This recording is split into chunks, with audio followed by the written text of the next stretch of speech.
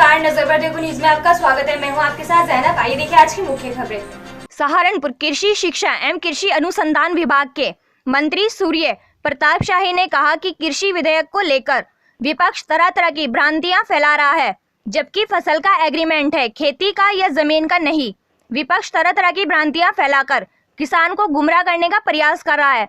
श्री शाही ने प्रेस वार्ता में सरकार की उपलब्धियों को गिनाते हुए कहा कि महापंचायत आंदोलन किसानों का नहीं, कुछ राजनीतिक दलों का है, जो कि बहुत सीमित है।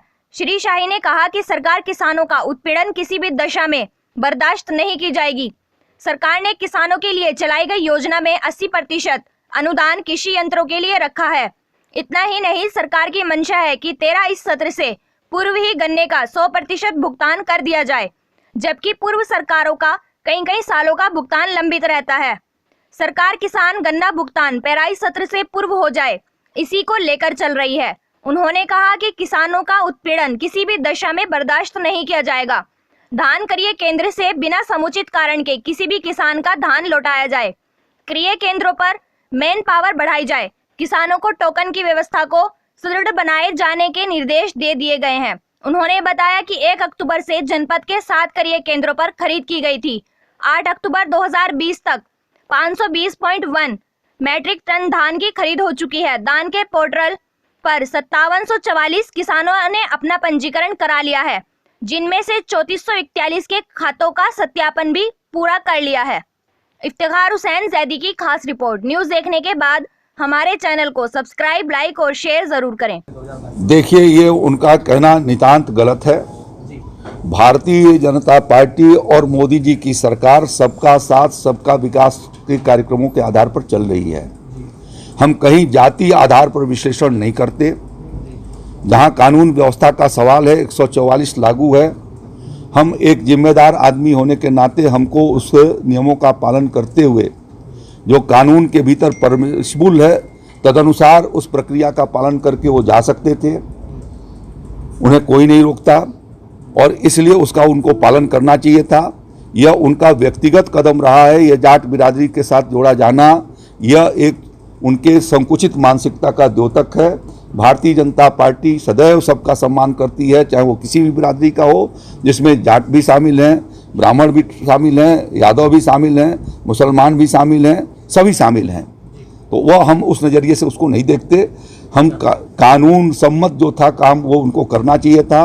वो मेंबर ऑफ पार्लियामेंट रह चुके हैं, वो अनुभवी हैं। उन्होंने ही उन कानूनों को बनाया है पार्लियामेंट में रहते हुए, और इस नाते उसका आदर करना उनकी जिम्मेदारी है। देखिए, इन्फोर्समेंट डिपार्टमेंट उसके जांच कर रहे हैं और जो निष्कर्ष आएंगे सबके सामने होंगे। देखिए, किसानों का आंदोलन नहीं है, ये कुछ राजनीतिक लोगों ने विरोध के लिए वो अपना आंदोलन कर रहे हैं और वो बहुत सीमित मात्रा में हो रहा है। देश के भीतर किसानों की संख्या 14 करोड़ से ज़्यादा है। उत्तर प्रदेश के भीतर 2.5 करोड़ किसान परिवार रहता है। वह इस निर्णय का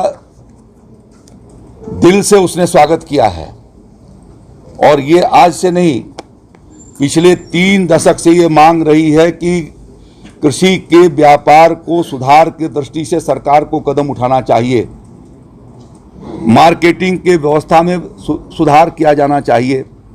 डॉक्टर स्वामीनाथन ने जो कमेटी बनी, उन्होंने भी इस बात का आग्रह किया था कि बाजार की व्यवस्था को सुधार करके किसान को सर्वसुलभ बाजार उपलब्ध करवाया जाए।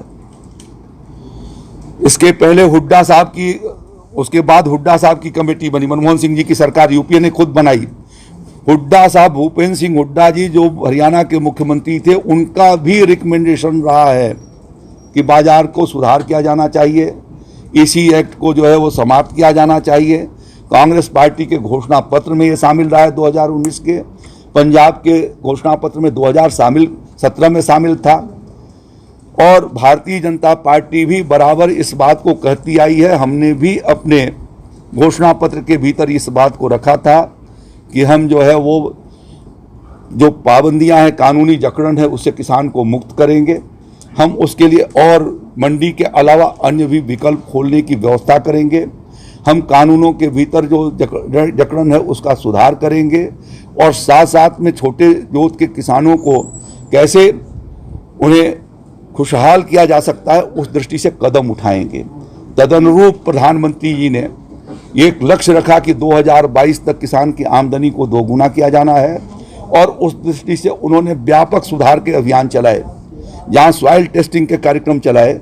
उसी के साथ पीएम किसान सम्मान निधि के माध्यम से 6,000 रुपये प्रत्येक किसान को, जिसकी जोत है, जिसके नाम से जोत है, उसके खातों में भेज करके सिर्फ 1.5 साल से भी कम अवधि के भीतर 1 लाख करोड़ रुपया से ज्यादा का किसानों को नगद मदद किए जाने का काम यदि किसी ने किया है तो उनका नाम है प्रधानमंत्री नरेंद्र मोदी।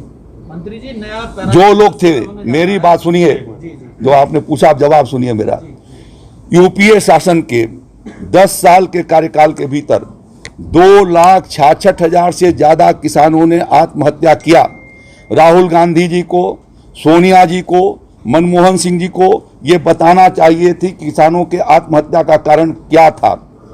जो उनके सामने कारण प्रकाश में थे वो यही थे कि एमएसपी के आधार पर वो खरीदारी बहुत कम करते थे, सभी चीज़ों की एमएसपी नहीं तय करते थे, एमएसपी की घोषणा बहुत बाद में करते थे, व्यापार की सुविधा नहीं देते थे, बिचौलियों के माध्यम से खरीदारी कराते थे, आड़तियों के माध्यम से खरीदारी कराते थे। लाइसेंस, कोटा, परमिट, ये कांग्रेस, समाजवादी पार्टी, बहुजन समाज पार्टी का राज्य रहा है। जब भी उन्होंने रहा है तदनुसार वो करते रहे, और आज इससे आड़तिये खत्म हो गए, कमीशन एजेंट खत्म हो गए, मंडी के अलावा अन्य विकल्प खड़ा हो गया, मंडी शुल्क, मंडी के बाहर मंडी शुल्क समाप्त हो गया। तो यह जो कुछ हुआ उसका सारा फायदा किसान को जाने वाला है, और किसान को हम बताने की कोशिश कर रहे हैं। जितने महत्वपूर्ण अखबारों में आर्टिकल आए हैं, प्रिंट मीडिया के लोग बैठे हैं, जितना आर्टिकल आया है अधिकांश ने ये कहा है कि ये कदम बहुत पहले उठना चाहिए था। ये बहुत अच्छा कदम उठा हुआ है।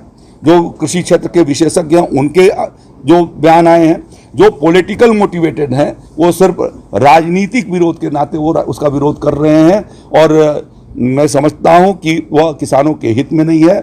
वह गलत तथ्यों के आधार पर किसानों को गुमराह कर रहे हैं। कहीं पर भी एमएसपी खत्म नहीं की गई है। वो भ्रांति अफवाह पैदा कर रहे हैं कि एमएसपी समाप्त कर दी गई। वो भ्रांति पैदा कर रहे हैं कि कॉन्टेक्चुअल खेती में किसान का जमीन जो है वो पूंजीपति हड़प लेगा, जिसके भीतर खेती का कोई एग्रीमेंट ही नहीं होना है, फसल का एग्रीमेंट है, जमीन का एग्रीमेंट नहीं है। तो ये जो गलत तथ्य करके पार्लियामेंट के भीतर आप चर्चा नहीं करते। जब इस बिल के आने का था तो हम तो विदेश घूम रहे थे, वहां से ट्वीट कर रहे थे हम। पार्लियामेंट में आपको बहस करने से किसने रोका था? क्यों नहीं आपने पार्लियामेंट में बहस किया? यदि कमियां थी तो आपने वहां पर क्यों नहीं रखा? और 4 घंटे 4 घंटा लोकसभा के भीतर, 4 घंटे राज्यसभा के भीतर चर्चा हुई। तो उस चर्चा में यदि आप हिस्सेदारी बटाए होते, वहां पर आप अपनी तकलीफ को कहे होते, जो परिमार्जन हो सकने का संभावना आपका हो सकता था, बहुमूल्य सुझाव होता। यदि आपके बहुमूल्य सुझाव उस समय सुझाव आते तो उस सरकार उस बारे में भी विचार कर सकती थी। लेकिन आप उस प्लेटफार्म को, जो लोकतांत्रिक प्लेटफार्म है, उससे अलग हट करके और हिंसा को आप पैदा कर रहे हैं। आप ट्रैक्टर को जला रहे हैं। हमारे उत्तर प्रदेश में मंडी के भीतर 2.5% शुल्क लगता है, 2% मंडी शुल्क, 0.5% शेष। पंजाब के भीतर कमीशन एजेंट अलग पैसा वसूलता है, आड़तिया अलग पैसा लेता है, और मंडी शुल्क अलग लगता है, 8% लगता है।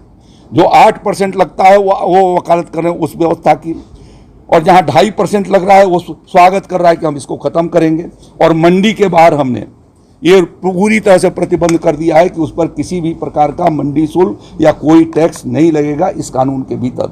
तो जो 2.5% जाता था वो भी किसान को पास होगा, विकल्प उसके पास है, किसान के पास ये कोई बाध्यता नहीं है।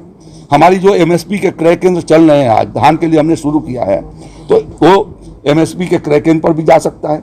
बाजार में उसको लगता है कि नहीं, बाजार में हमें अच्छी कीमत मिल जाएगी, तो वहाँ पर भी जा सकता है। ऑनलाइन 1000 मार्केट को हमने जो है वो ई मंडी से जोड़ दिया है। तो उन मंडियों पर आज यहाँ पर बैठ करके यदि आपको लगता है कि नहीं हमें राजस्थान में ज़्यादा दाम मिल सकती है, तो आप सौदा कर सकते हैं। व्यवस्था ये कर दिया है कि जो बिक्री होगा, बिक्री के 3 दिन के भीतर आपको पेमेंट करने होंगे।